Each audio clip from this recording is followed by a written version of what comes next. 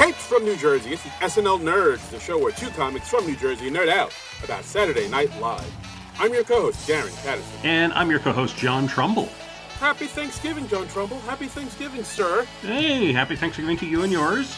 And, belated Thanksgiving. Happy Thanksgiving to all of our listeners out there. Hope you had a good holiday. Yes, I hope you guys are thankful because you're getting another episode of SNL Nerds while SNL is off this week. So, we say to you, you're welcome. Yes, we knew. We don't take time off except when we do. Yes, we bless you with this bounty, listener. So, upon to you, great tidings and joy. Is it? I think that's a little bit of Christmas right there. It's more of a Christmas thing, but we'll accept it. All right, very good. Woo, nice. So nice. All right, so it's Thanksgiving, and we figured, well, since SNL is off, maybe we should do a Thanksgiving movie. Maybe we should do what some people consider to be the Thanksgiving movie of all Thanksgiving movies. Yes, we're doing 1987's Planes, Trains, and Automobiles with Steve Martin and John Candy. And you're saying, but wait a minute, John and Darren, or Darren and John, whatever your preference is. I'm not going to tell you how to live your life.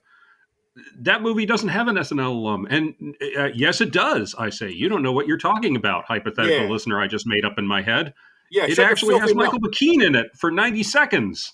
Bam! Boom! So there! And I think everybody kind of considers Steve Martin like an unofficial SNL cast member. Yeah, look, if anybody's an honorary SNL cast member, it's Steve Martin. Yeah. Yeah, exactly. So, Planes, Trains, Automobiles came out November 25th, 1987. Had a budget of right in time for Thanksgiving. Right in time. They planned this thing out beautifully. Yeah. Had a budget of 15 mil, made 49.5 mil. And film directed and written by the late, great John Hughes, the man that brought us Ferris Bueller's Day Off and 16 Candles, The Breakfast Club, Weird Science. My God. This dude had a resume. And films he wrote but didn't direct. Pretty in Pink, Mr. Mom, the National Lampoon Vacation movies, the first three, and a little film called Home Alone that you might have heard of. That was rather successful. Yes, it did quite well, quite well. John Hughes in the 1980s, he was. I can't imagine a more successful writer, director, screenwriter guy. Go ahead. No, I was going to say, he was on a tear. He was on a run. Yeah. He unfortunately passed, way too young. So we didn't get to, see what he might have turned into or evolved into. And, that's a shame. Yeah, I would have loved to see what an older John Hughes would have done as a filmmaker. Yeah, it's a shame. But, the movies we got, they're pretty much like cemented in the history of, 80s cinema. And early in the 90s, he did some stuff in the 90s too, like Beethoven and Curly Sue. But like the stuff that he did in the 80s, Uncle Buck, of course, another film with John Candy. But like the film he does in the 80s, that's the good stuff. That's the sweet spot. Do you have a favorite John Hughes movie, Darren? Looking right now, I think The Breakfast Club is up there for me. I'd say. And maybe this film too. Uncle Buck too. I always get a kick out of Uncle Buck. I've never actually seen all of Uncle Buck. Oh, really? It's been a while since I've seen it, but from what I remember really liking it as a kid. You see a young Macaulay Culkin in it. Yeah. I mean, even in the trailers, it was pretty obvious. Like, oh wow, that kid's good. He had a great deadpan exchange back and forth with John Candy, and he was. 8 or whatever. And it's like, man, this kid's holding his own with John Candy. That's something else. Yeah, absolutely. I mean, John Candy, and in this film, like he's always, I don't know, he was so damn good too. Like he could be funny. He could pull at your heartstrings. Like he could do a lot with a little, with like the. Yeah. John Candy's another guy that I wish, we could have had him for a little longer. Cause I feel like he has like some nice straight dramatic parts in the films that he did. He's got a great moment in the movie Splash when he Mm, just kind of goes off on Tom Hanks, and he's like, do you know how lucky you are to find love? And most people never get to be that happy. I'll never be that happy. And he just nails it. And I would have loved to seen him do more like straight dramatic roles. I can't. I mean, even when he was in something like JFK, it was still a bit of a comedic part, and right. he had so much more to give. Yeah, no, absolutely. Like he was, I don't know, he was such a talent. Like everybody, he was one of those actors. Everybody loved him. He was beloved by everybody. Hmm. Nobody had a bad thing to say about him. He never Yeah, gave a half-assed performance, and yeah, he could be like super funny and like and pull at your heartstrings, like I said, and just really kind of really make you root for him. Like he really did have it all. yeah, yeah. So, well, should we dive in? Let's dive into this film, this beloved film. This is one of those films. If you do like a search on Thanksgiving movies, this always comes up. This is a film no Hmm. one has anything bad to say about it. This is a I would say beloved. This is a beloved film for sure. Hmm. Hmm. Yeah, I haven't seen this film in a few years. I think I'd only seen it like once, and I didn't see it in the theaters. I saw it like years after the fact, and uh, I was so on it at the time, so it was interesting to revisit it. So Yeah, that's a thing. I remember you mentioning that when we brought this up, where you're like, yeah, last time yeah, I saw it, I was kind of on it. So I'm yeah, interested. I'm really interested in see how, upon rewatch, upon revisiting this, how this hits you. Like, is it? yeah, yeah. I mean, there were some bits I remembered pretty well. There were some bits I didn't really remember at all. So Mm. yeah, Yeah, yeah. Like with this film, it's been forever since I've seen it. I think I remember thinking it was okay, but upon rewatch, I got to admit, I think I like this better the second time the most recent time I've seen it than I did like years ago. which would Like be there's like now. which would be now. Yeah, that's Yeah, the way to say it. Well, yeah, yeah. because like I think there's like a few things in there that I caught this time that I didn't catch last time that made me appreciate it more. Oh, okay. Cool, cool. All So right. let's Well, see. yeah. Well, the film starts out in New York City 2 days before Thanksgiving. Neil Page, who is Steve Martin's character, he's this big marketing guy. He's in an advertising agency with Ferris Bueller's dad. Uh, and they're stuck in a meeting, and their boss is looking over these comps, and he's taking forever to decide. And Steve Martin's like, "Oh, I'm never going to make my 6 p.m. flight to make it home for Thanksgiving." Right. I So, did like that scene where it's a scene where no one's saying anything because everybody, hmm, all the workers are just like kind of deferring to the boss and waiting for the boss to say something. And the boss is yeah, just like kind of taking his time.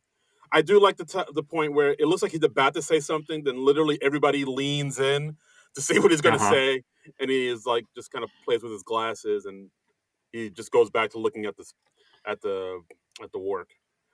right, I did right, enjoy that, and then the end, of course, with them storming out, saying like, "Oh," he says, "Let's reconvene after the holidays." So he didn't say anything. So that whole thing was a waste of time.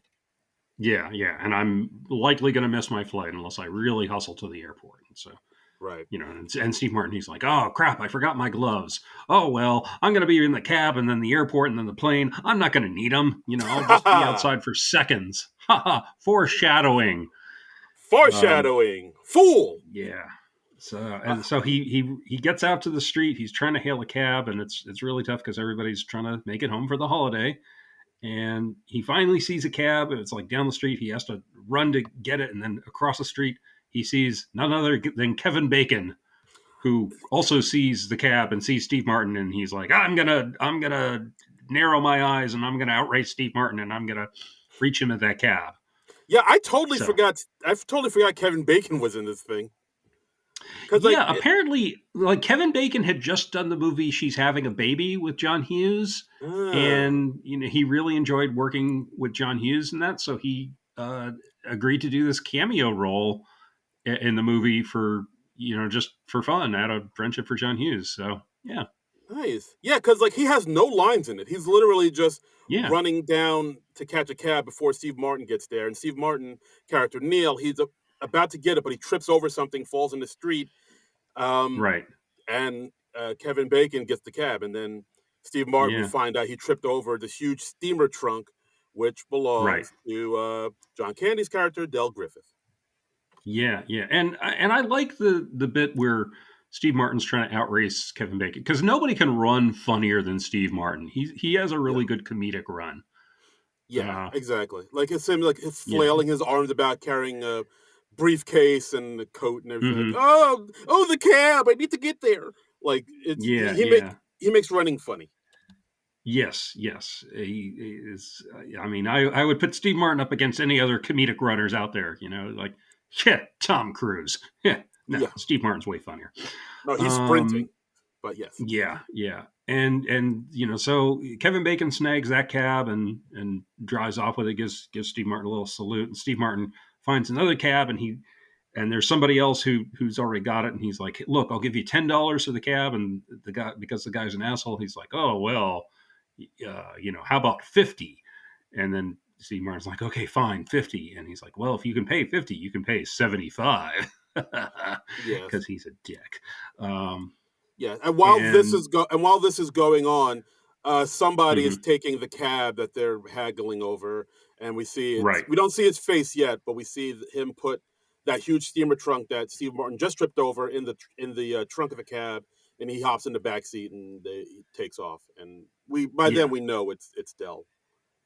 Yeah, yeah. I mean, Steve Martin doesn't realize that, but when he sees the cab drive off with the trunk, he chases after it, and he catches up to it at one point when the cab has stopped, and he's like yelling in the backseat. He's like, "Hey, you stole my cab!" And so he and John Candy briefly see each other, and John Candy's like, "What the hell is this guy doing?" He didn't realize that he stole his cab. Right. So Yeah. So Neil is shit out of luck, but he makes it to the airport. I think he makes it just right. in time. He makes it just in time to LaGuardia to see that yes, the flight has been delayed. Wah wah. And yeah, so he's Oh stuck there waiting, and he's sitting across from John Candy in the seating area, and they recognize each other, and they have like a little exchange, and he's like, yeah, "Oh, hey, I stole your cab. Oh, I didn't realize. Oh, I'm so sorry." Ba ba ba ba. And he's this talkative guy. Is at this point we find out that he's a salesman, or is it yeah. later when they get on the plane? No, he mentions he sells shower curtain rings. Yeah, That's yeah. his trade. Like he's a salesman who goes from town to town selling shower curtain rings, Right. which is Right. it's a very specific thing to sell, I guess. Yeah, yeah. Almost like it's invented for comedic purposes. I don't know if there are any salesmen out there who just specialize in shower curtain rings. I don't know. Seems a precarious way to make a living. It is. But hey, listeners, if you know of a shower curtain ring salesman, or you are a shower curtain reel salesman, give us a call. Let us Yeah. know. Give us a call. Let us know how you make money. Hmm. So yeah, they finally get on the flight. Steve Martin is upset because even though he had a first class ticket, he's gotten downgraded to a coach seat for reasons, I guess comedic reasons. I guess the airline is like, no, this is funnier. Trust us. We gotta, we've got a whole, contrasting comedic thing that we're trying to set up here. So we got to get you sitting next to John Candy as quickly as possible. And he's like, oh, okay, well, fine. I didn't Yes. realize I was in a comedic film. So Yes. Sorry, I didn't know this was a comedy. yeah, yeah. So he gets into a seat next to John Candy's character Del Griffith. Finds out sells the shower curtain rings, and Dell's kind of annoying. He's like a talker, and he Yeah. takes off his shoes and his socks. Oh. Yeah, which Which so immediately I hate this guy. Yeah, like I've seen so many people do that in on flights and airlines and trains. Like they just take off this. People love to be barefoot in public places where you shouldn't take your Ugh. shoes off.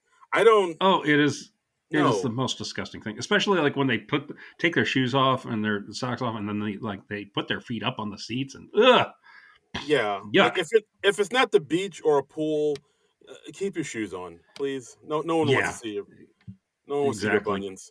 Oy. Yeah. I mean, yeah, I'll allow it at a beach or a pool, I Yes, suppose. I yes, mean, I'm yes, honestly, I'd rather people just like wore slippers everywhere. I don't ever want to see somebody's feet. like bedroom slippers, Yeah, like the like Ebenezer, shower slippers or something. Those are a thing, right? yeah, like the Ebenezer Scrooge's type of slippers. Yeah, yeah. Let's Yeah, say that. yeah, with the nightcap. Yeah, Right, that's the right. way to do it. Um, Yeah. So and by the way, the other guy next to Steve Martin is a character actor that I recognize. He's apparently been in other John Hughes films. I recognize him from the Star Trek: The Next Generation episode "Remember Me," where oh uh, Dr. Crusher finds that everybody on the Enterprise is disappearing, and he's like her old mentor. Uh, oh okay. so I was like, "Hey, it's that guy!" I was like briefly excited because it was somebody I recognized from Star Trek. Oh nice. Okay. Yeah, I had that moment happen in this movie a little bit later, but we'll get there. Ooh! I wonder who Darren Ooh. recognized people. Ooh. Okay. Can't wait. Yeah, so they take off from New York City, and they're flying at night, and while in the middle of the night, Dell like gets the feelings like saying, yeah, I don't think we're gonna make it to Chicago. I bet we're gonna because the weather and the snow is so bad. I bet we're gonna land somewhere. And sure enough, Right. he's right because of a blizzard in Chicago. The plane has to divert to Wichita, Kansas. So Yes. they get stranded there overnight.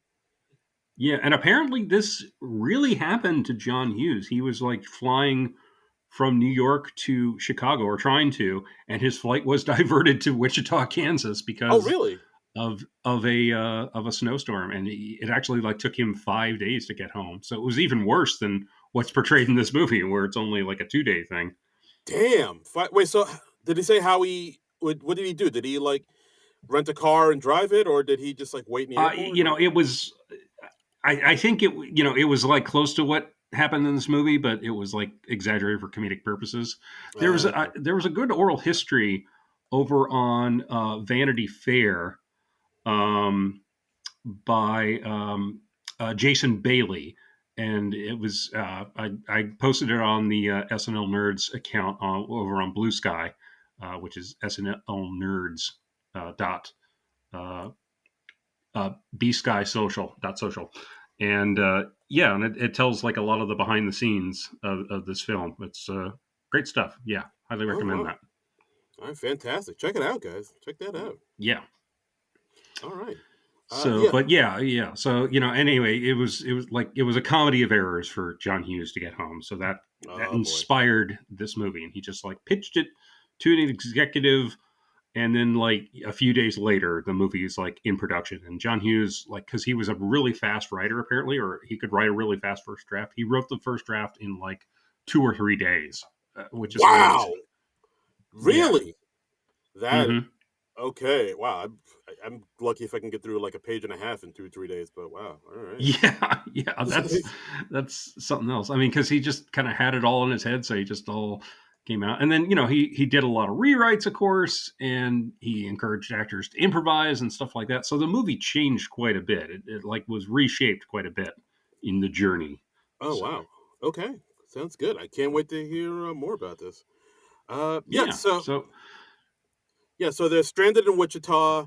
All the flights mhm, have been canceled.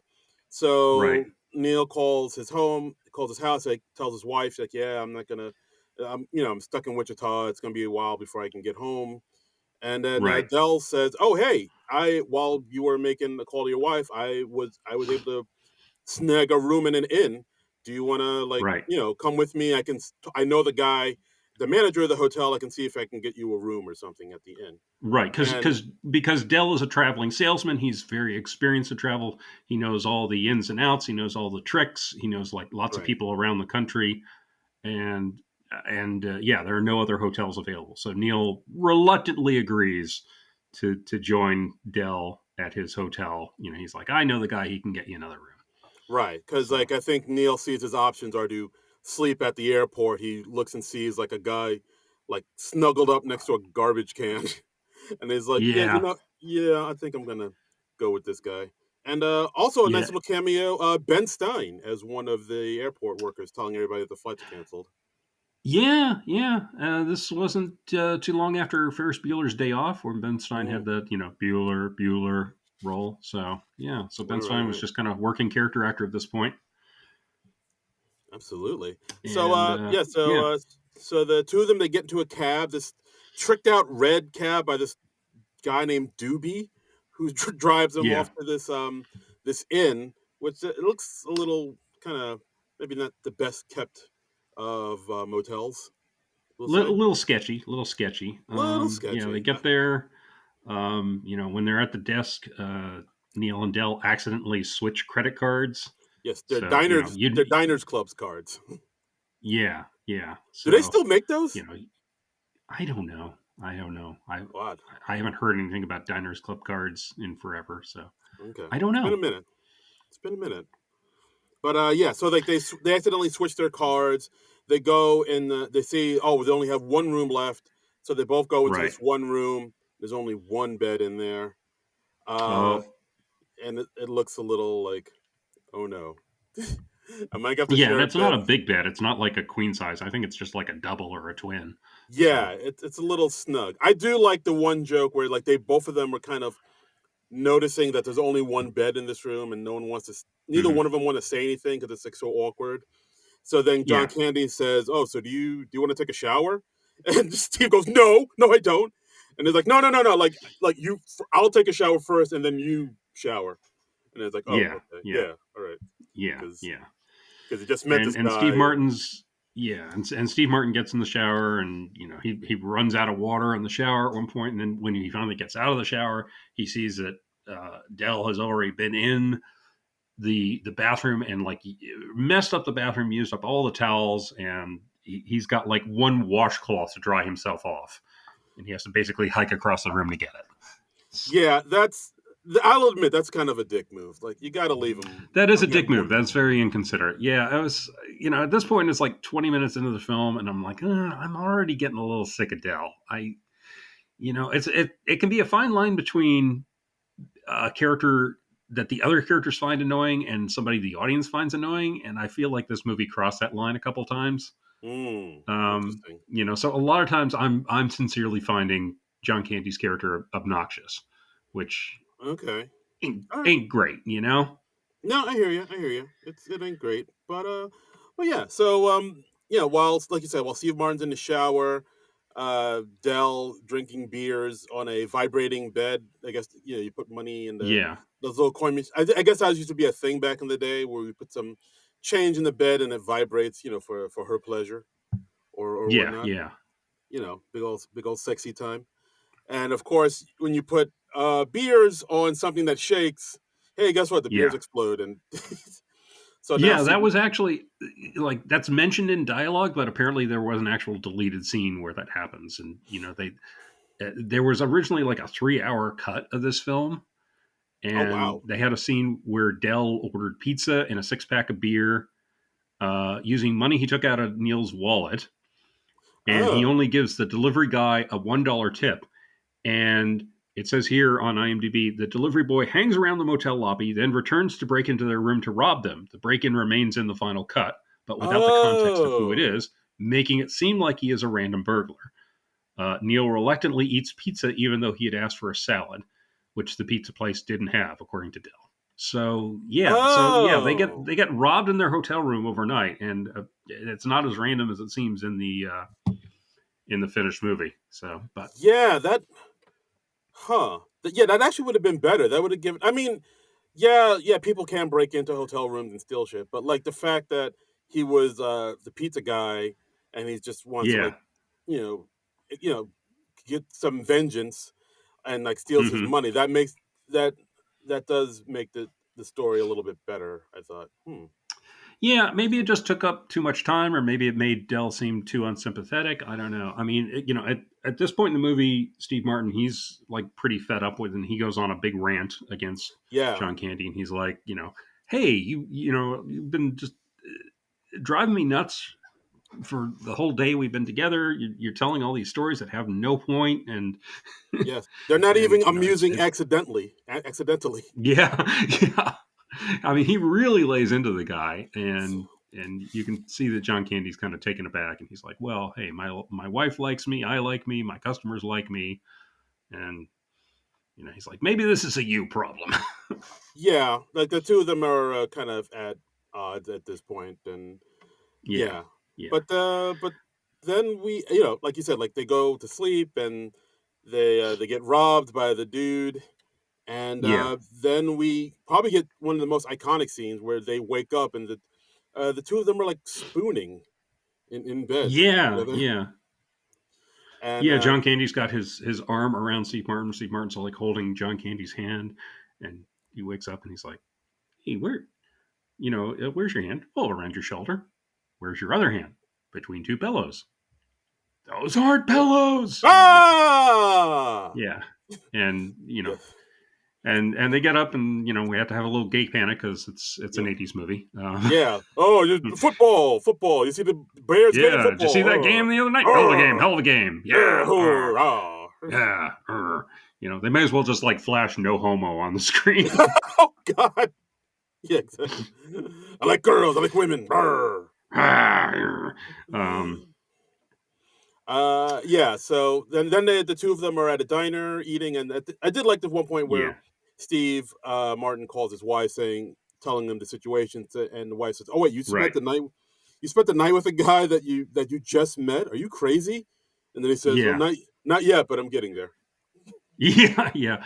And apparently, I read in this oral history on Vanity Fair, there was this whole one of the subplots they deleted was it was this thing like Steve Martin was going to be periodically calling his wife throughout the film, and he does in the finished film. But she was going to think that there was no such person as Dell, and she was thinking that Steve Martin's was was cheating on her Oh, and just making up clumsy excuses, which is and I read this before I rewatched the movie, and I was like, oh, that's why she looks so flustered and teary at the end of the film because it's like it's supposed to be kind of like them reconciling and, yeah. See and that?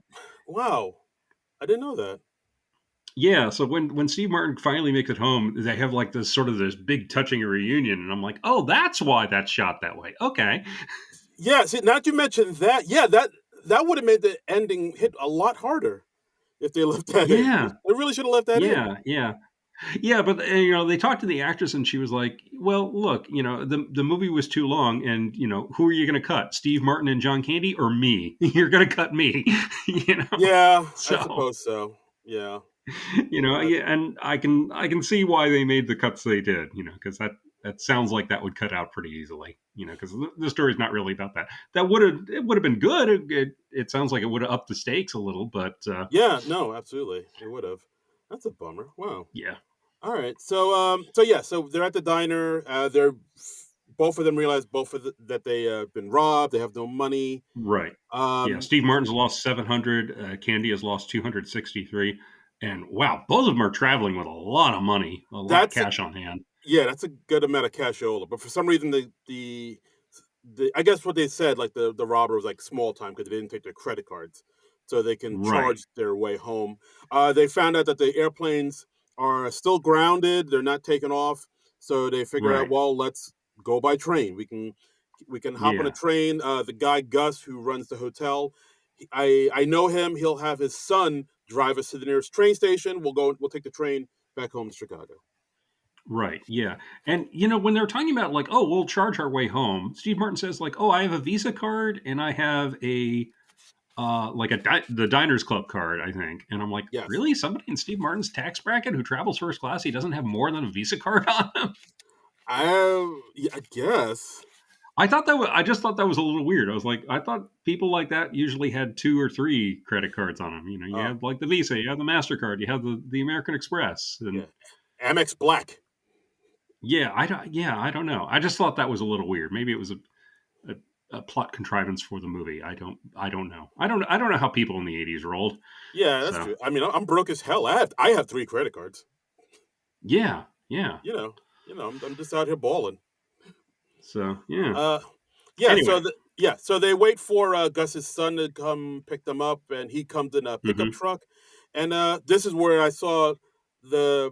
I recognized the guy. I was like, oh, that's a character actor, and I looked it up, and sure enough, it's Yeah, Dylan Baker. Dylan Baker, film debut for Dylan Baker. Yeah. Oh, this was his first one? Yeah, Nice. apparently so. Yeah. Yeah. For those who don't know, Dylan Baker, he's like one of those that guys. He's kind of been in everything. I think most people might Mm-hmm. recognize him for being Dr. Kurt Connors from the Spider-Man 2 and 3, the Sam Raimi versions. Right. Yeah. The same. The Kirk Connors who doesn't become the Lizard. Yes, that one. He's in two movies, two Spider-Man movies to set up him becoming a supervillain down the line, and then they reboot the Spider-Man movies, so he never gets to do the fun part of being a supervillain. Nope. He's the Billy D. Williams of his day. Oh, wow. Very true. So He was true. robbed. I'm saying. Robbed, I say. Yeah.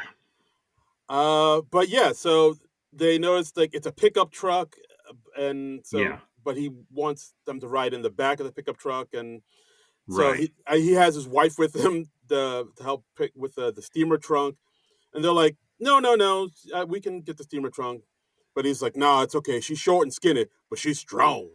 First baby came out Yeah. sideways. She didn't scream or nothing. Yeah. Yeah. I was So. like, oh my god, baby came out sideways. Yeah. So they're riding in the back of this pickup truck with like a bunch of hay and stuff. Steve Martin, he sees like a pair of gloves sitting there, and he's like, "Oh, hey, maybe I can snatch those gloves, and I won't be so cold." But there's like a dog underneath the hay, and he Yes. barks, and so Steve Martin can't get the gloves. Wah Oh. wah. So then they get to the train station because the train station doesn't go to Wichita, so they have to drive to Stubbsville, which is about 40 miles out. So they're driving Right, 40 miles in the freezing cold in the back of a pickup truck to Stubbsville. right. And then Yeah, they get there and then they're all frozen with the frost on their face. yeah, it's true. Yeah, we have a humorous shot of them with the frozen faces, with the white on the stuff, and it's like Steve Martin's hair. It's like more white. Yeah. Oh, hey, but yeah, they're able to get on the train. They hop on the Hmm. locomotive. They looks like, oh, everything's smooth sailing. Uh-oh, the train breaks down in Jefferson City, Missouri. Well, they have to walk a mile to Jefferson City Yes. to Oh, to okay. travel by bus. So they start walking across, and they've kind of and Steve Martin, he kind of tries to ditch John Candy at this point. He's when they get on the train, he's like, "Hey, I couldn't get two tickets together." Um, I've never heard of trains with assigned seats before, but I think that's just like it's supposed to be a feeble excuse that Steve Martin comes up with, so he doesn't have to put up with this guy anymore. But Yeah, after the train breaks down, he yeah. sees John Candy trying to haul his steamer trunk across this field, and he's like, "Oh, okay, I'll take sympathy on the poor guy, and I'll give him a hand." And so he helps him out with his Right. steamer trunk, and so they're kind of back together. Yay, the team's back together. But yeah, I don't remember. I mean, I rarely ride on trains. I don't think there's like assigned seating. I don't know. Like the last time I rode on Yeah, like Amtrak or anything, I it don't was know. Yeah, maybe it's a long distance thing. I don't know. yeah. Uh, Anyway, but like I train said, it's supposed to yeah, be a feeble excuse for him to yeah. ditch the guy. So Train that's fine. conductors, call in. Let us know. Let us know Yes, more about yes. how those trains operate. Has your train ever broken down and you forced passengers to walk a mile? That seems a bad way to do business. Yeah, it don't seem great. Yeah. So then they get to Jefferson City and then they have to travel by bus. Um, To St. Louis. and yeah, their tickets are only good to St. Louis. Uh, and Steve Martin, his Neil, he doesn't travel by bus because he usually flies first class. And so Indeed. he's not Ooh in la touch with the di da. common man the way that Dell is. Yeah, So that's they shown they when have like like a sing along on the bus, and Steve Martin tries to start a sing along of Three Coins in the Fountain, which is a song I don't know. I don't know if I've ever heard of that song, and nobody else on the bus knows it. And then Dell starts up Flintstones, meet the Flintstones, and Ah, da, da, da, da, so da, da, da. Everybody knows that yeah, one. yeah. So they get But to yeah. St. Louis, and they're out of money. And Dell ends up. This amused me. I'd forgotten about this. Dell ends up selling shower rings as earrings to people to get money. Yes. And Nice hustle. he's like tying them in with celebrities, and he's like, "Oh yeah, this is well, this is a design by worn by," and they're like these plastic shower rings. It's pretty funny. Pretty hilarious. But Yeah. yeah, I mean they do show that yeah, Dell can be pretty annoying and a little much, but Hmm. he is like he is a good salesman, a good talker, and he can like, kind of work his way into people's hearts and able to Yeah, sell I people. liked I liked that they had this scene. Yeah, because it was I think it was good to show him as a good salesman. And apparently, like when they had the initial test screenings at first with like one of the longer cuts, I think it was like a 2 hour cut or something. Like they noticed that people were not getting into the film, or they had a problem with it, or they didn't like the character Dell.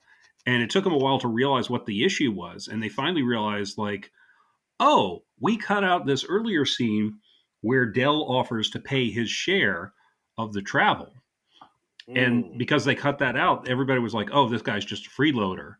But when they put that scene back in, people had more sympathy for him. And I think yeah. that's pretty interesting.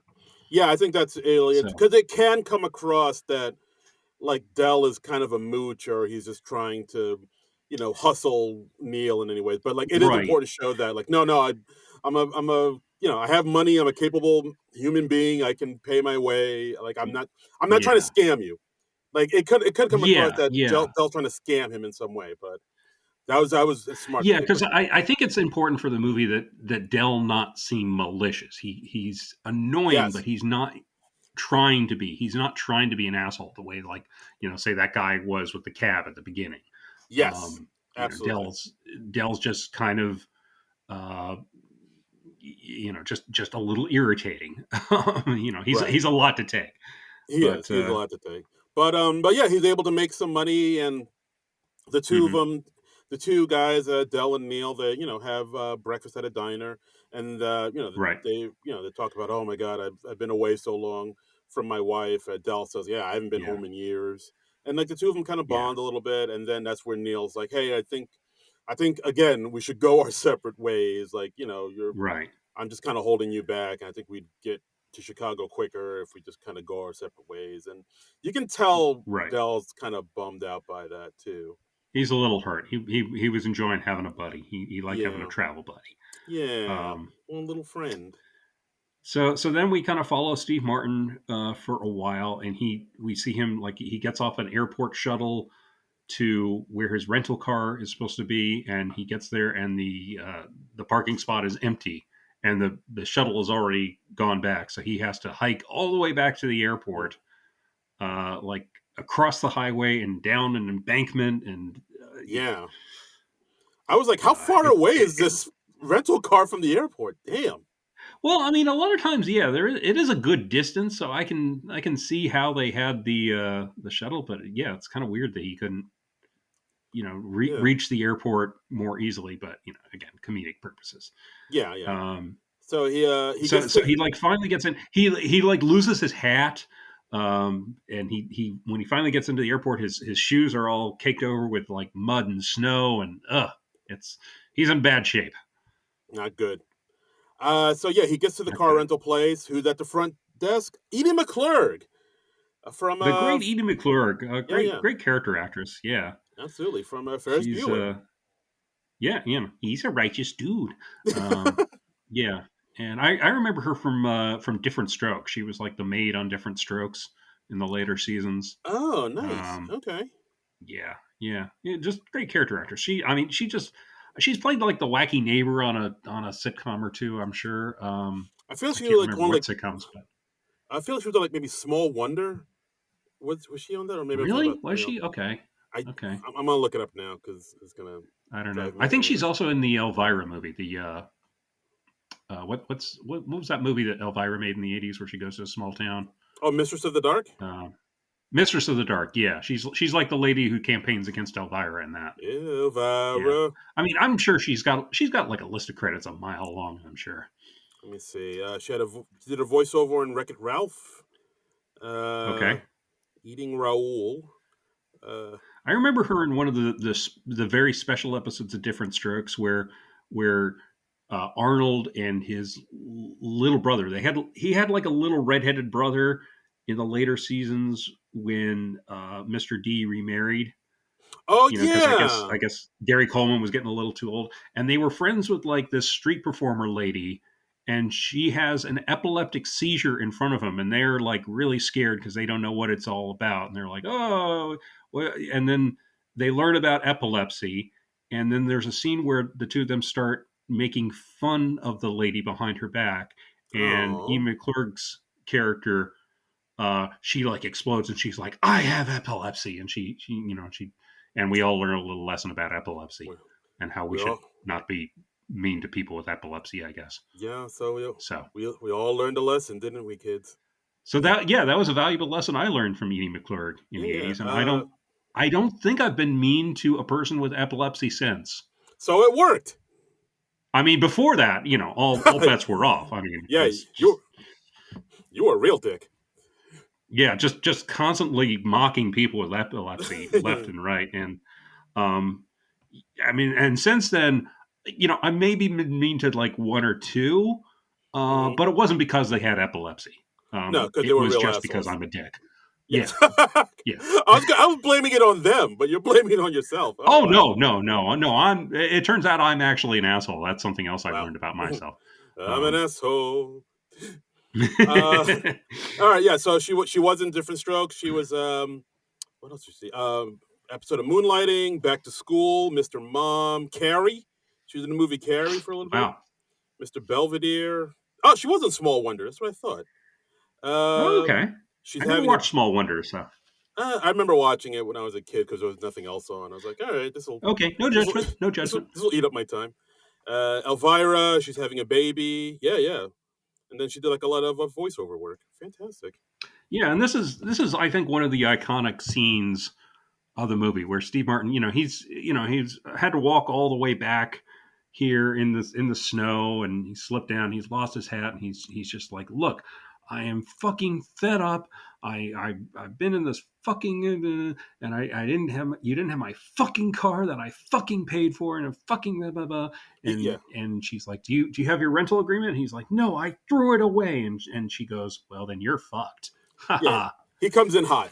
I will say that. He comes in hot. He comes in hot, which is not a good way to get No, satisfaction when you're upset about the customer service you've been yeah, receiving. And apparently, this scene is why the movie got an R rating because they used the F word like 19 times in like a minute. yeah. So, Because like this is the only time anybody ever curses in throughout this whole movie. It kind of took. yeah, It yeah, kind of was like jarring a little bit. I was like, oh, the F word. Whoa. yeah. I mean, but it works. It's probably one of the funniest scenes in the movie. It might be the funniest scene in the movie for my money. It's pretty good. Yeah, it was really funny. And apparently the studio they tried to get John Hughes to like cut this because they were like, this is going to be make it an R rating. And if you asked me cold, I would have guessed this movie was a PG or PG-13, but no, because of all the F bombs, it's an Mm, R, baby. yeah. Ask your parents before you watch this movie. Yeah, That's right. yeah. It's an R rating. You're hoping for some gratuitous nudity or something. Nope. It's Oh, Edie McClurg dropping F bombs. so yeah, So I could see it's like some 13-year-old coming in, sneaking into this movie. It's like, oh, I thought I'd see some titties. yeah, there was gratuitous nudity in 16 Candles. Yeah, what happened? What the hell, John Hughes? Writing a letter, dear John Hughes, I am upset. I am Dear John upset. Hughes, I would like to express my dissatisfaction with your movie Planes, Trains, and Automobiles in the strongest possible terms. Could Edie McClurg not be topless? Or oh God, There's probably some contingent of the audience that wanted that. Sure, yeah, hey, something out there for everybody. Yeah, exactly. So Steve Martin, he's screwed with his rental car, and he's got to get like another vehicle, and he hasn't learned his lesson with Amy McClurg, so he comes in hot with this other guy, and he ends up getting punched. Yeah, he talks to a Uh, cab driver saying, like, hey, can you take me to Chicago? And he's like, Chicago? You know you were in St. Louis, right? It's like, yeah, yeah, yeah, I know. Well, why don't you take a yeah, flight? Why don't you fly? You can get there quicker and you can get them. It's like, dude, and yeah, like he said, like, I think he lays into him even more, saying, look, if I wanted a joke, I'd follow you into the John and watch you take a leak. which that's coming Yeah, in hot. Coming in hot. not a way to get on somebody's good side. No. Yeah. So Steve Martin gets punched out. He falls over in the street. And he's nearly run over by. Oh, who is it? It's Dell. What? Yeah, I know. We had to get these two back together. So So yeah, so of course yeah, Dell is like, "Hey, you need a ride?" And yeah, then yeah, he hops into a car ride with Dell, but not before the cab driver helps, quote unquote, helps up Neil by grabbing him by the balls, and picking him up. yeah, yeah. And when Steve Martin speaks in the next scene, his voice is higher pitched because grabbed by the balls. Ha ha! Testicles. Ha ha ha. And like when they're driving at one point, Dell they get into a fight, and Dell's like, "Hey, you play with your balls a lot," and that's kind of out of nowhere. It really is.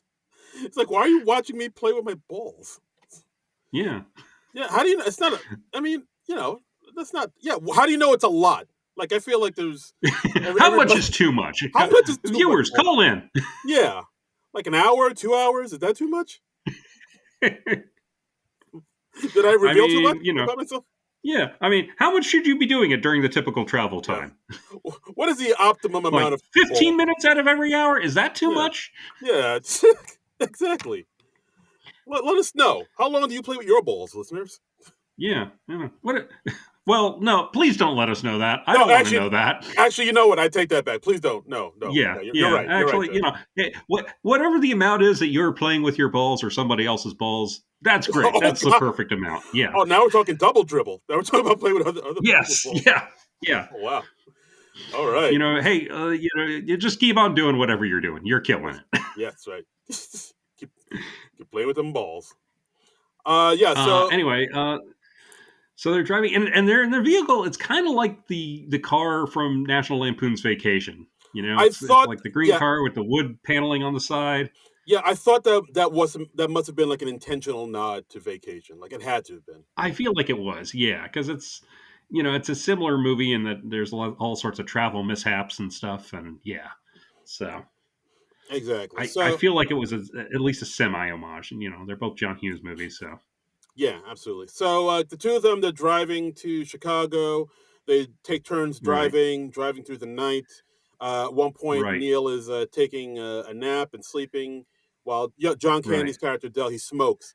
So at one point, he's smoking, and then he accidentally, well, he's trying to flick the cigarette butt out the window. It accidentally knocks off the window and into the back seat, but he doesn't notice it. And yeah, yeah. So he's got a lit cigarette in the backseat, and Neil has also like said, "Hey, I'm going to put my wallet in the glove compartment. yeah, that's weird. Don't let me forget it." And I'm like, "Why are you doing that?" Yeah, exactly. Yes, you always have that shit on hand.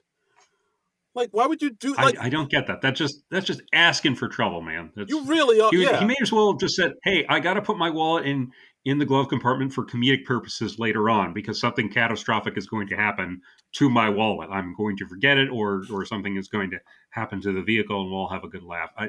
Maybe it was in his back pocket, and he was removing it so he was comfortable when he was napping. That's the only thing I can yeah, think of.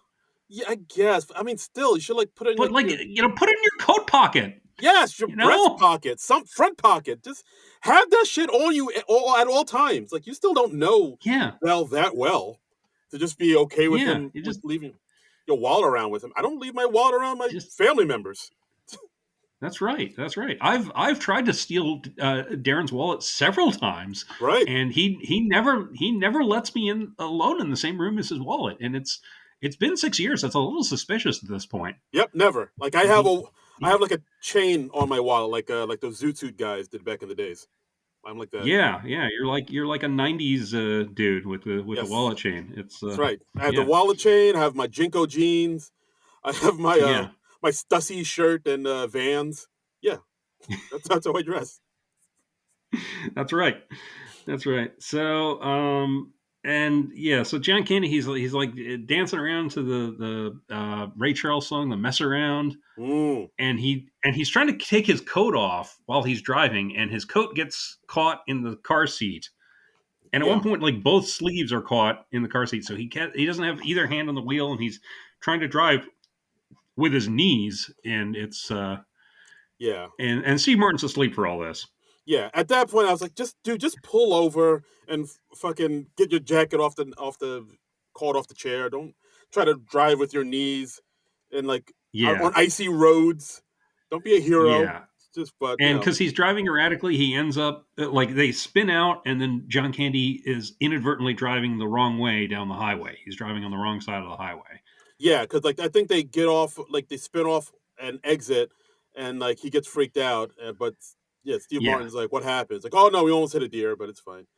So then, like yeah, yeah, during the freak out, they get, like you said, they get turned around. He gets back. He gets on the off ramp by accident, and yeah, like he's right. going the wrong way. Which is this is another I thought insane scene that was pretty hilarious too. It is. It is. Yeah, we're definitely in insane movie territory now, where it's like no person would do this. Yes. um, Yeah. Exactly. and there's like a car on the other side. They notice that like, hey, they're driving the wrong way out that highway. They're going to get somebody killed, and they try to So- yell across and say you're driving the wrong way, and John Candy thinks, oh, they're trying to race me.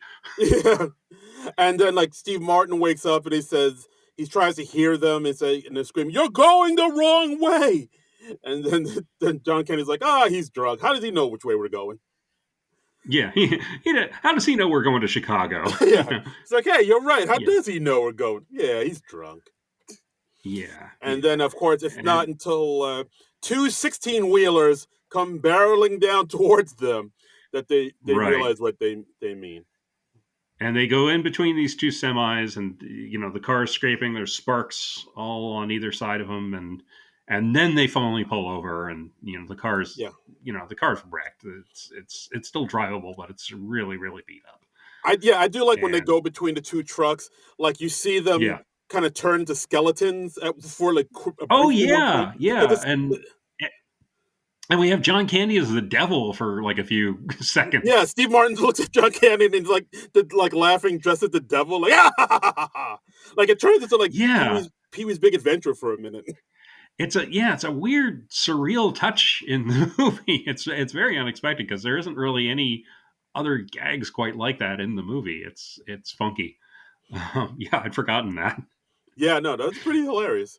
So so like after they cheat death and Yeah, they pull over, because I think Dell's steamer trunk was on the hood or in the trunk, like it goes flying, so they have to go get it. yeah, it flies off, and so they go to retrieve it off the highway, and they carry it off to the shoulder, and then after they do that, then the car bursts into flames Yeah, behind them, and of and course we see Neil laughing because finally it happened to Dell. Like this, like finally something yeah, yeah, crappy happened to him because he yeah. thinks Dell is liable for the damage because it's his rental car.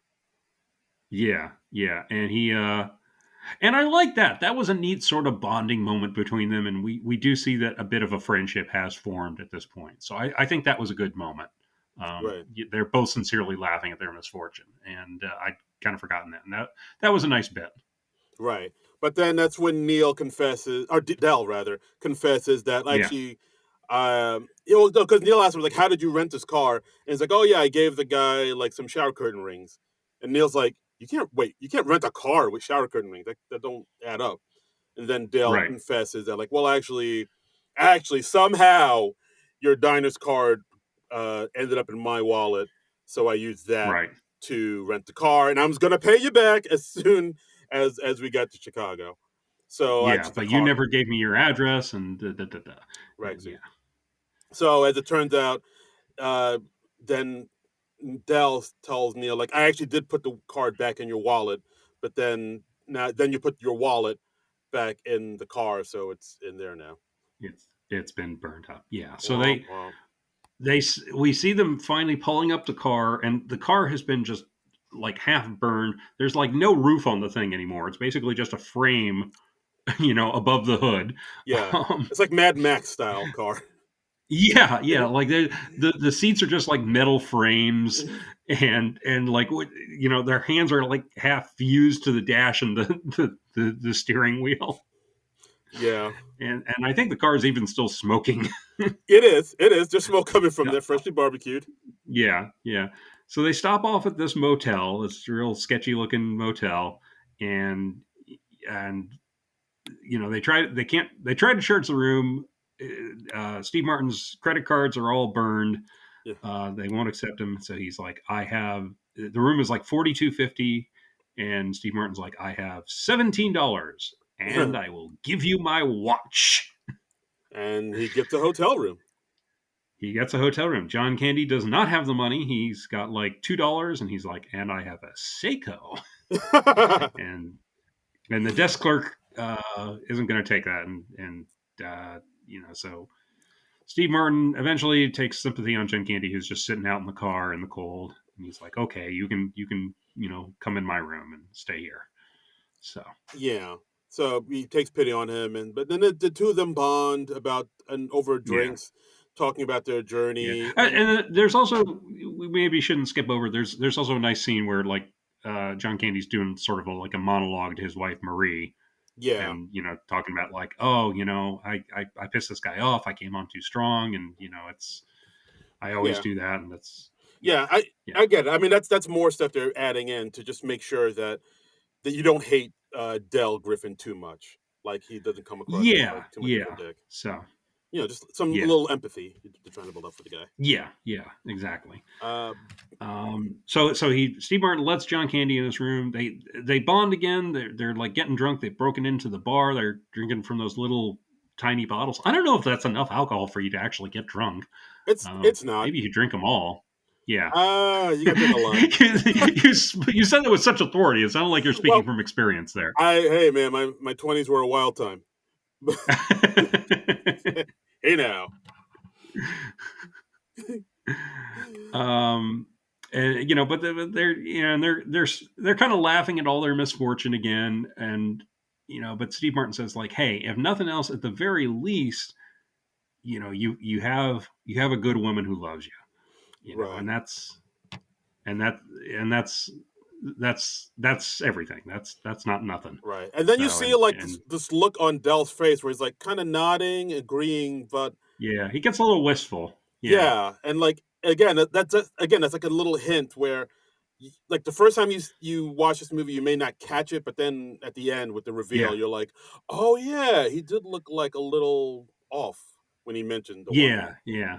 But we'll get there. We'll get there. And the next morning, they've apparently had even more snow because there's like snow on the car, and they're trying to get the car started, and it's kind of like stuck in the snow, and they're trying to get it out of the space, and then they try backing it out a little bit to get it loose, and they ended up backing it into the motel room. Whoops. They crash it, and then they just drive off. Like go, go, go. Yeah, yeah. Um, Yeah, so then and they're driving down the road, and mhm. just people are staring at them because their car is an abomination, and Right, yes. then they get pulled over by the Illinois State Patrol, and we get our cameo from our SNL connection, Mr. Michael McKean. Michael McKean, who pulls him over, and he's like, "You think this car is acceptable to drive?" And John Candy's just trying to play it off. He's like, "Oh well, hey, I can't see anything on the dash. None of the instruments work. Radio still works great." Damnedest thing. Yeah, yeah. And apparently, like this role was originally different. This is another example of how the movie really changed over the course of shooting. So it says in a 1990s interview, McKean said his character was intended to provide additional exposition. As originally shot, Dell pleads with the trooper not to impound the smoldering car as he is getting Neil home for Thanksgiving, specifically mentioning home as Chicago, as well as having driven from St. Louis. The trooper then informs them that they had overshot Chicago roughly 100 miles back, noting they were driving north and were now in Wisconsin. Upon Oh. hearing this news and realizing that he would have been home hours ago, as well as their last mode of transportation now gone, Neil attacks Dell and winds up chasing him around the car, which the trooper had to comically break up. As plot points frequently changed during filming, John Hughes discarded most of the scene and reshot it as just a traffic stop, resulting in the burnt out car getting impounded, leaving out any additional information either about where they were or about the pair being lost. Michael McKean had to return to Buffalo to shoot the shorter version, which explains the continuity issue between the sunny and cloudy skies in the scene. So, Hmm. wow. Wow, Um, interesting. Yeah, because apparently, like, this was kind of a tough shoot because they were chasing the weather for a lot of this shoot. It's shot in like a lot of different regions of the country, Okay. and like I think in their early shoot they had snow, so they're like, okay, great, it snowed, that works for the movie. And then like it didn't snow. The timing of the snow wasn't right. They needed it to snow and it didn't snow, and you need that to be somewhat consistent for continuity's sake. So Yeah, they yeah. were they went way over time shooting this movie, and so much so that one of the actors was who had like literally a one line role. He was just had one line. He was supposed to work for one day, but the weather related day delays kept delaying his scene, and he's getting paid like $1,000 a day. And they have him on hold, and they have him in standby. They're putting him up in hotel rooms. He's going with them, the company, from location to location to location. Okay. Finally, when he finally gets to shoot his scene and his one line, he earned enough to make a down payment on a house. Wow. Yeah, yeah, Fantastic. that is studio money to burn. Yeah, the guy was like, "Hey, I was like behind in my rent when I got this job, and by the end, my wife and I could put a down payment on a house." That's fantastic. Incredible. Damn. Yeah. Troy Evans, who's the truck driver towards the end. We're just about to get to the truck driver. So Bravo. yeah, yeah. So anyway, their car gets impounded. Dell ends up getting him a ride on this big rig, and he's like, "Yeah, but the driver, he doesn't want anybody riding up front with him for comedic purposes. So Right. we have to ride in the back in the freezer car." Right. So they're riding in the back of a. Don't question the logic. We just have to be back in the freezer car. Yeah. It's funny if they're back in the back of a truck surrounded by boxes of cheese. That's funny. Yeah. Yeah. It's funny. It's funny. And we're in there for 3 hours, Mm-hmm. which that doesn't seem safe, but okay. Absolutely. It'll be fine. Yeah. uh, Why not just strap him to the hood at this point? yeah, comedy. So, Comedy. yes. So, So they finally get to the train station, and yes. they split up, and they're like, "Well, hey, we went through some times, didn't we? It was a We wacky, we, we wild took adventure. planes, we took trains, we took automobiles," and That's right. he's like, "Yep, we did all three. I think we're about done with this movie." And yeah, so And at this point, Neil is able to sort of laugh at all the insane things they went through, and like you said, they were able right, to like, all right, yeah, this is a wild time. You're all right, and yeah, you get home safe to your wife and your kids, Dell, and yeah, see you around sometime. And the two of them split yeah, up. Neil hops on the L train to get home, yeah, and while he's on his way home, he's thinking about, oh, my kids, Thanksgiving dinner, oh, my wife. Finally, I'm gonna make it. yeah, And then he starts thinking about their time together, him and Dell. Like, oh yeah, yeah, that was crazy, that was insane. He had his hands in my butt cheeks. That was wild. Like all yeah. all these insane I'm things. having all these flashbacks to these wacky things that happened Yes, to ex- me a couple of days ago, to you, the viewer, an hour and a half ago. Yeah, exactly. And then he starts remembering things that Dell said, like talking, like when he mentions, like, "Hey, I like right, me, my wife likes me," and right, then he mentioning like how he hadn't been home in years, and he mentions like right. things about he starts to realize, hey, wait, every time he talks about his wife, there's All something. the little things start to add up, and he realizes Dell is actually Kaiser Sose, That's and right. he made his getaway, and he's walking away, and he's not limping anymore, and oh my god, Yeah, and he drops his coffee yeah, cup right, on the L train. breaks apart, says Kobayashi on the bottom. Oh my It's a whole god. thing. Woo. Yeah, yeah.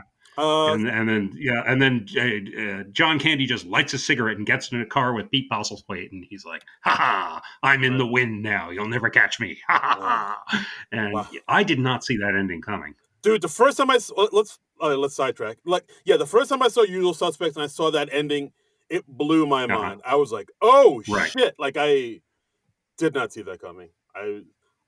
I think I audibly shouted, "Oh shit!" at the at the end of it. I was floored. Nice, But nice. yeah, Yeah. usual suspects. Go watch it, people. It's a fantastic film. I remember my buddy Frank.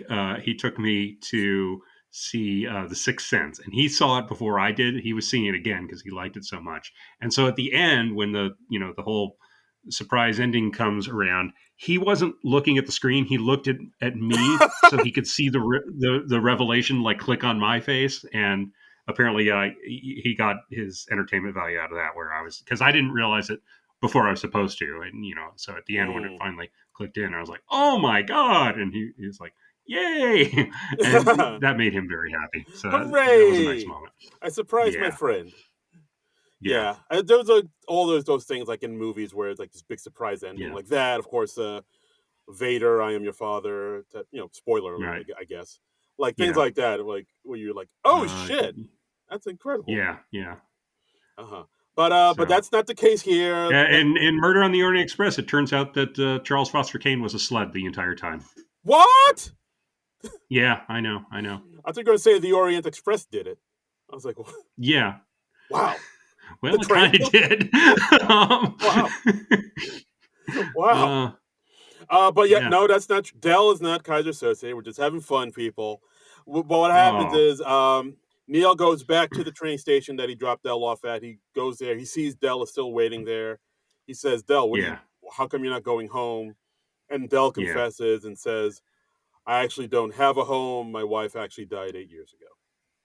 Yeah. And it gets somber for a little bit. And cut to Yeah.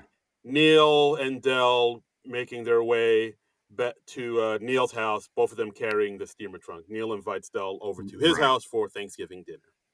Right, right, and and Steve Martin's kids are there, and his wife, and he has the big emotional reunion with his wife, and we're like, what is going on here? He was just delayed a couple days. I mean, yeah, that's stressful, but this is, and it's like, oh no, it's because she thought he was having an affair, and Yeah, yeah, he made up this friend as an excuse, and I'm like, oh, okay, all right, yeah. I will say that I thought like the ending was probably maybe the not the weakest part of this movie, just because like it seems like so sappy and so even me, I like cheesy shit. it Even for me, this was cheesy. Yeah, the first time I saw this movie, this was my problem. Was like I thought this was really out of nowhere, and they were just kind of going for a lot of unearned sentiment. Yes. Um, and I still kind of feel that way. I feel less this way now, but I also felt like that Dell was so annoying and so he'd screwed things up so much throughout the film that I didn't really have any sympathy left for him. Right.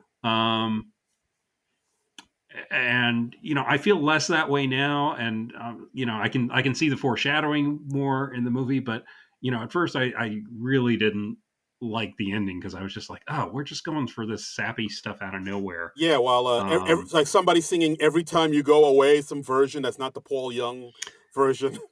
yeah, it's a cover. Hilarious. Apparently yeah, there was a thing they tried to get a theme song from Elton John Ooh. and lyricist Gary Osborne. They were commissioned to compose a theme song for the film, and they'd nearly completed writing it. And then just 2 days before they were supposed to record it, Paramount Pictures says, "Oh, by the way, the original song master is going to become property of the studio." Oh. And Elton John's record company has said, "No, you can't do that because he's like Polygram Records gets all rights to his music," and so they couldn't. They were in an impasse, and so they withdrew from the project, and then they licensed "Every Time You Go Away," Wow. and they never recorded that Elton John song. Oh, so we almost got an Elton John song for this film? That's I crazy. guess so. Yeah. Well, I mean, Wow. this film was done in a real rush because they wanted to have it ready for the Thanksgiving holiday, and Mm. they were like literally started shooting in March to be ready for November. So they had like 9 months to do this whole thing, that's nuts, man. Damn. That really is Yeah. nuts. Yeah. Uh, So yeah, but yeah, I mean, the ending I thought was like, yes, it is. It's understandable that Neil would want to have Dell in the house because he has nowhere to yeah. go for Thanksgiving. But yeah, like that whole thing where Neil like passionately kisses his wife. I was like, Yeah. that did seem to kind of come out of nowhere because like as far as I know, he Yeah. was I think like Yeah, I think they were just kind of building a new ending out of what they had. And what they had were those really emotional close-ups of the wife and Steve Martin, which doesn't quite fit with what we have in the finished movie. So Yeah, and it's like kind of funky. yeah, and also like you see like him kissing his wife, but like Dell kind of looks on, like he's Yeah, holding his head and kind of squeezes it. I kind of felt sad for like yeah. is he like because it looks like he's looking at him saying, "Oh, that's he has his wife. I have no one, but I have these people That's here. what I That's used to it." have. And yeah, and Yeah, also like I'm watching this and I'm like, okay, so he comes and stays for Thanksgiving dinner. The dude is still homeless. I mean, is Steve Martin going to help him out? Is he going to like crash with Steve Martin for a few weeks and help him find a new place or something? I don't know. So I don't. I guess the shower curtain rod, the shower curtain ring business isn't as good as it's as John Candy's making it out to be because Yeah, you know. like I guess he just lives on the road because he does say he doesn't have a Yeah, I home. guess so. He's just a nomad. I don't know. Yeah, just wandering from town to town like King in Kung Fu. Yeah. So But yeah, that's another thing. I would have like when Dell announces that his wife died. Like I feel like we need to sit in that moment just a little bit more, and maybe like him yeah, talk about it a little bit more. apparently, yeah. Well, apparently John Candy had this whole monologue, but they cut it. And Ah, Steve Martin says like, "Oh, it was it was really good, and they cut that for time or shit. something." And Steve Martin says like, "Yeah, that was like my favorite movie in the movie in the moment in the movie." And See, but release the Hughes cut. yeah. Well, apparently there have been some deleted scenes that were released on DVD and Blu-ray, but a lot of them, like back in this era, like when they cut scenes out of the movie, they didn't really save those because there wasn't much secondary market. It was still in the videotape days.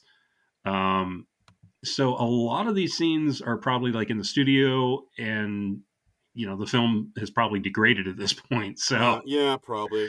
yeah, yeah, but there was like a 3 hour cut initially Oh because wow. they shot so much material for this. So Okay. Yeah, I do get that. It does seem like abrupt for him when he says, "Yeah, my wife's been dead for 8 years," and then they just cut to the two of them carrying the steamer trunk yeah, to Neil's. I was like, I felt there should have been a little bit more there. He should have been able to sit in that moment of him announcing that his wife's dead, and he never said anything about it up until yeah, this I point. agree. It would seem a little less out of nowhere that way because Yeah, it is pretty sudden, pretty abrupt. it is. It kind of feels like John Hughes like reached the last page of the screenplay and he's like, "Oh, what can I do to give this thing a happy ending? I know he's got a dead wife and Steve Martin will take pity on him and Yeah. Every time you go away, yeah." you take a piece of me. But not the real song. It's a cover. Yeah, like that was just. I was like, come on, we couldn't get the Paul Young couldn't do this. Yeah, we can't shell out that Paul Young money. Yeah, we gotta have Paul Young money. Come on, I just Anyway, yeah, but that's the movie. That's the end of it. Yeah, yeah, I still I enjoyed this film. I could see why it's like a big Thanksgiving film. Why it's such a huge hit for some people. Although I will admit there are a few things here and there, like we talked about, that I feel like are like need little bit more tweaking. But like the fact that you yeah, mentioned like they did shoot so much and they had to cut it down for time, and like yeah. this was a rush. This was like a rush job to get out in time for Thanksgiving. That makes sense. Now the movie makes a little bit more sense to Hmm. me now. But overall, I still enjoyed it. Yeah. I'm still a little mixed on it overall. I um it's all right. I'm not as wild about it as a lot of people are. Um, I don't think it's a bad movie by any means, but it's not a favorite or anything like that. So Okay, fair enough, fair enough. Well, let's see what the people think. We put out the word on our Twitter, and because we refuse to call it X, and I put the word out on our Facebook page, and we did get some hmm. responses from them. Okay, let's hear it. I haven't seen any of these yet. So Okay, well, all on our right. Facebook page, Sherry Fesco says a happy and healthy to you both. Hard to believe this movie is over 30 years old. So crazy. Martin and Candy had Ugh. such great chemistry here. Yeah, I don't like to think about time. Martin and Candy had such great Yeah. chemistry here. I am sure more movies would have followed had things turned out differently. I will admit that the two of them did have pretty great chemistry throughout the movie. Yes, yes, they do. I would have liked to seen them work more together. It would be yeah, it would have been fun to see them teamed up for another movie. Right. Rick Winkler says this movie is an absolute classic. It is on my holiday watch list every year. Too many scenes to mention that are just pure gold. Steve Martin's meltdown at the rental car office will never be matched. Never. Yeah, yeah, that's probably my favorite scene in the movie. So the you're fucked scene. I think that's fun. You Yeah. can wipe that fucking smirk off your smug fucking face. Let's see. I got some of the Twitter responses up. Our friend Boardman gets paid says, "I haven't seen the movie. Sorry for not commenting last week. I hope all of the SNL nerds, family, and friends has a happy Thanksgiving. Aw, I'm thankful that in this crazy world we have each other, these movies and these sketches, and a little peace sign and a heart. So, oh, thank you, Boardman. thank And you, Borgia. it's fine that you didn't comment last week. It's yeah, You're not obligated to. It's nice when you do, but it's a bonus. yeah, we weren't Yeah. like, where the hell is Boardman? He hasn't said anything. Yeah. We can't record. Yeah. Also on Facebook, Scott Hume, your buddy Scott Hume, hmm had some more saying definitely the greatest Thanksgiving movie ever. Wow. I don't think I have ever laughed so much during a movie as I did the first time Paul Ritter and I watched it when it was released when we were in high school. To this day, I try to rewatch it when I can. Wow. I Mm. had no idea that Scott was such a huge planes, trains, and automobiles fan. He's a big fan, Um, big fan. I wonder, because I probably didn't see this movie until probably sometime in my college years. I wonder if I watched it with Scott.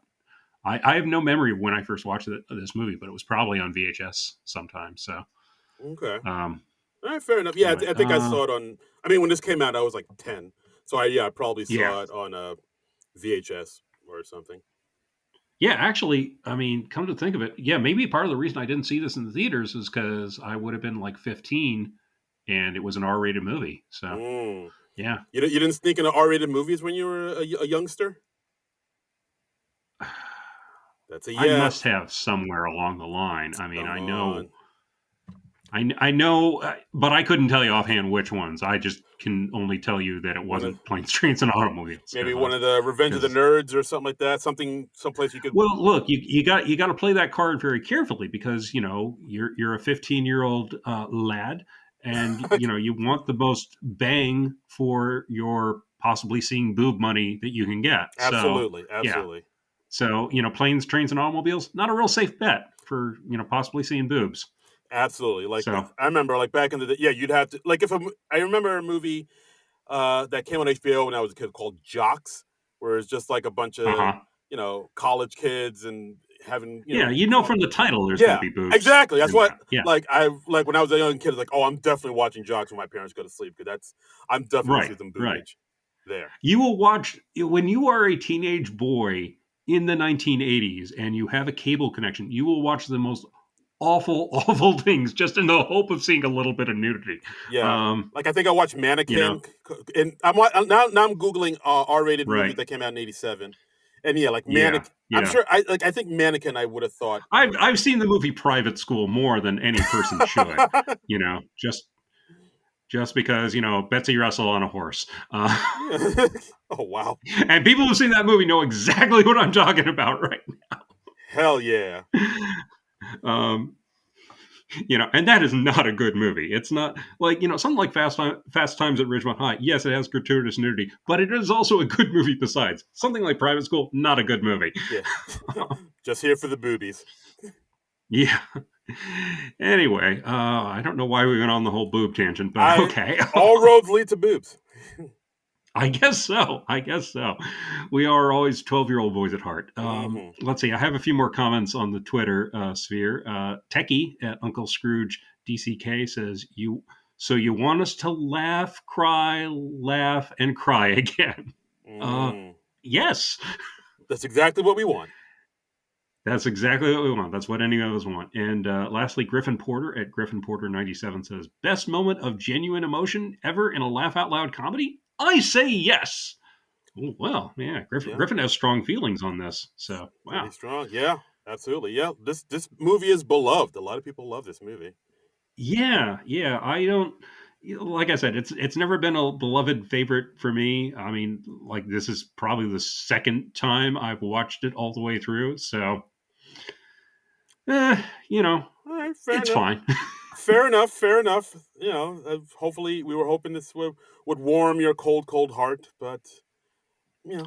I mean, a certain amount. I feel like my opinion of it is slightly better than it was before, but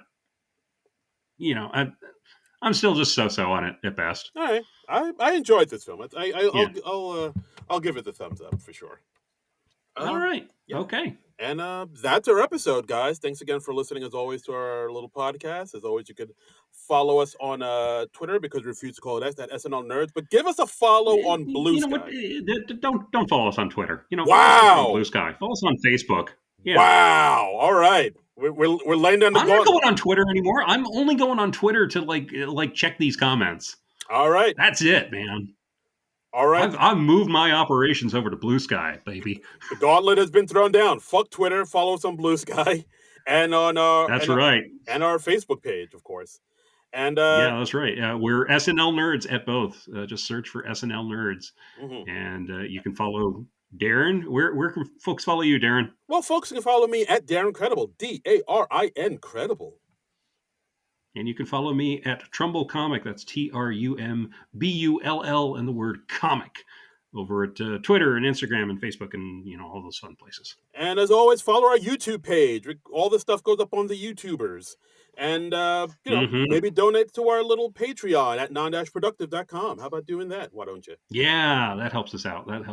And hey, check us out on YouTube. We are on YouTube. If you go to the Non-Productive page on YouTube, or just search for SNL Nerds and Non-Productive, you will find us there, and you can check out our old episodes there. We are there. So next episode, SNL back with new episodes. SNL back, new episodes. We got our host, first-time host Paul Mescal, and musical guest Shabuzi. Okay, I recognize those words as English. Paul Mescal. He's probably best known now for being in the new Gladiator movie. He's the lead in Gladiator 2. But he's like an up-and-coming... Which I hear is not especially good. I've heard mixed things at best. Yeah. So, but yeah... I guess Russell Crowe can't really fit into that toga no more, so... Oh no. Did he die in that film? I feel like he died in that film. Spoiler! I think he did, yeah. Oh, yeah. Well, okay. Yeah. Now we're doing spoiler alerts. We've already talked about Usual Suspects, Sixth Sense, Citizen Kane, On Her Majesty's Secret Service, or not On Her Majesty, on the Murder on the Orient Express. Right. But yeah. So Paul Mescal, he's like a up-and-coming Irish actor. I know he was in that movie, I think We Are All Strangers, the movie with Andrew Scott. And so this is like his first big kind of blockbuster film, Gladiator 2. Yeah. So we'll see how he does as a host. Is he funny? Is he just a dramatic actor? We'll find out. He's an unknown quantity to me because I've not seen the Gladiator 2. I haven't seen him in anything else.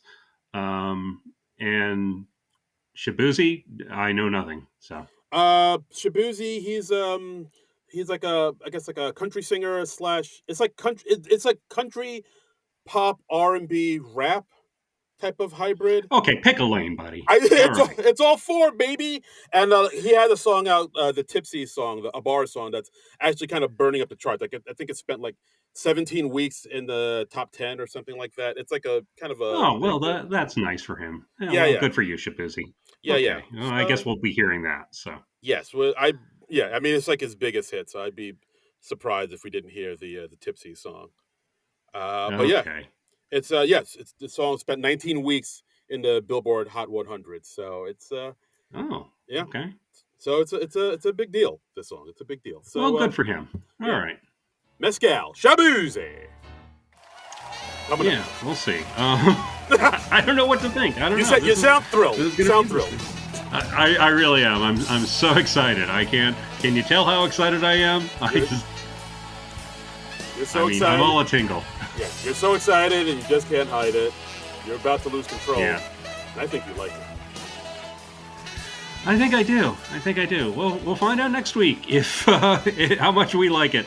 So we'll see you then. But until then, nerds out. This has been a non-productive media presentation. Executive producer Frank Hablawi. This program and many others like it on the Non-Productive Network is distributed under a Creative Commons Attribution Non-Commercial No Derivatives license. Please share it, but ask before trying to change it or sell it. For more information, visit non-productive.com.